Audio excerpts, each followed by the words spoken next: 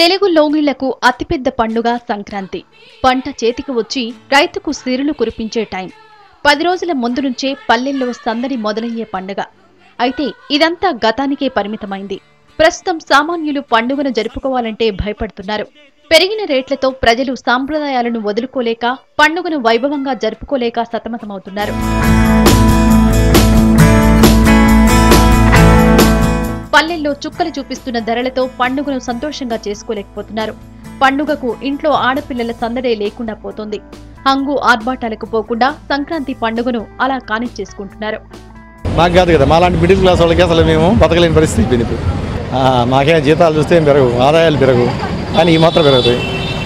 ఏం చేస్తాం, తప్పదు కదా. పండుగలు వచ్చినాయి, పిల్లలు అడుగుతారా ఇది మనీ తప్పదు, ఏది తీసుకోలేము, అన్నీ తీసుకోవాల్సిందే. మామూలుగా పల్లెటూరులో పండుగలు అన్నీ బాగా తెచ్చుకొని ఈ సంవత్సరం అంత విధంగా చేసుకోలేకుంటారు.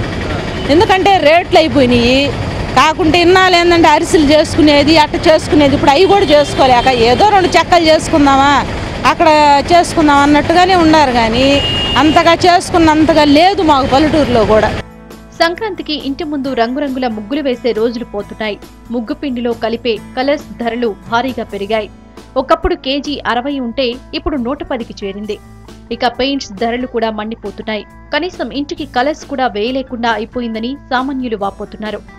ఈరోజైతే కనీసం ముగ్గులు వేసుకొని మేము చాలా సెలబ్రేట్ చేసుకునే వాళ్ళము. ఈరోజు ముగ్గుల దగ్గర నుంచి కూడా అన్ని రకాల ఛార్జీలు పెరిగిపోయినాయి. స్పెషల్గా ఏంటంటే అందరూ వేరే వేరే ఊర్లలో జాబ్స్ అట్లా సెటిల్ అవ్వడం వల్ల వచ్చి అందరం ఈ సంక్రాంతికి స్పెషల్గా అందరం ఇంట్లో ఉండి సెలబ్రేట్ చేసుకునేవాళ్ళం.